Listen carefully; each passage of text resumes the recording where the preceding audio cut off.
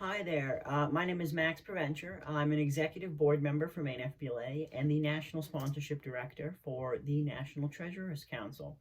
I'm here to talk about how ratios are used in financial math and business. And let's jump right in.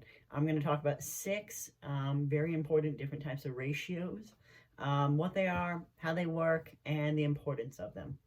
So the first one is going to be the earnings per share ratio.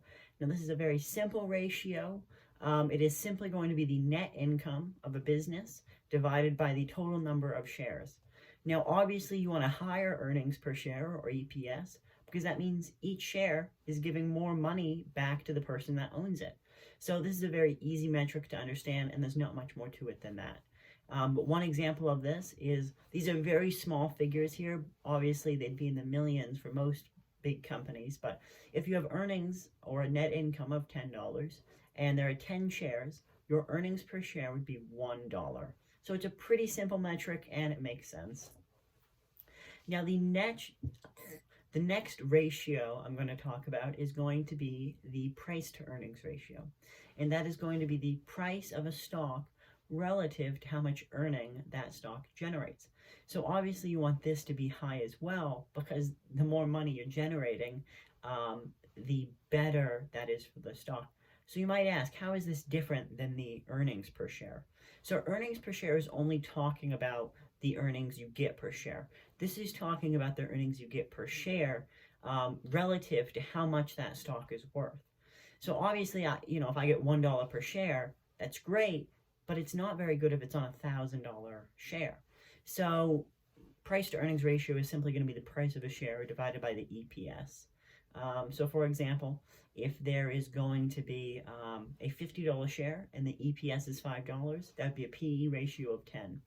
Now obviously you want the PE ratio to be as low as possible. You want the maximum earnings for the dollar price you pay, but there are trade-offs and that's not really for talking about the ratios of financial math. So the next ratio I'm going to talk about here is the debt equity ratio.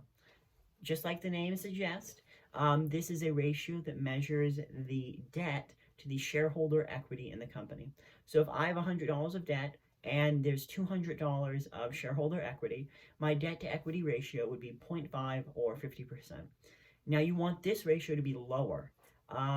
Lower is better, because that means this company has less debt and it's a more healthy company and they have a better balance sheet. So that's a ratio that's used to help judge, how much debt a company has relative to its worth. Now these next three are essentially the same thing, just different versions, and that would be the return on equity, return on investment, and return on assets. So return on equity is just going to be your net earnings over shareholder equity. So for example, if my net earnings are $100 and my shareholder equity is $100, that's a ratio of 1 to 1. So obviously you want more money generated on a smaller amount of equity. So that's really the point of this return on equity. It shows you how much money your money is making. Now, return on investment is slightly different. This is more general. You can really use it for anything, whether it's a car. Return on investment is a very general metric that can be used in almost any sense. And obviously, you want a higher return on investment because nobody likes wasting money. But the formula for ROI, or return on investment, is the current value minus the initial value divided by the initial value. So if something is worth $10 now and it cost me $5, that would be 10 minus 5, which equals 5, over 5. So my return on investment would be 1.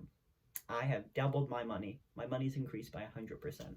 So that is the ROI ratio. Now the last ratio I'm going to talk about here in terms of financial math is the return on assets.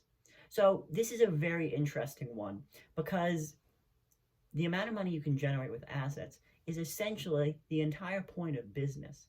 The more money you can generate with the same assets, the better.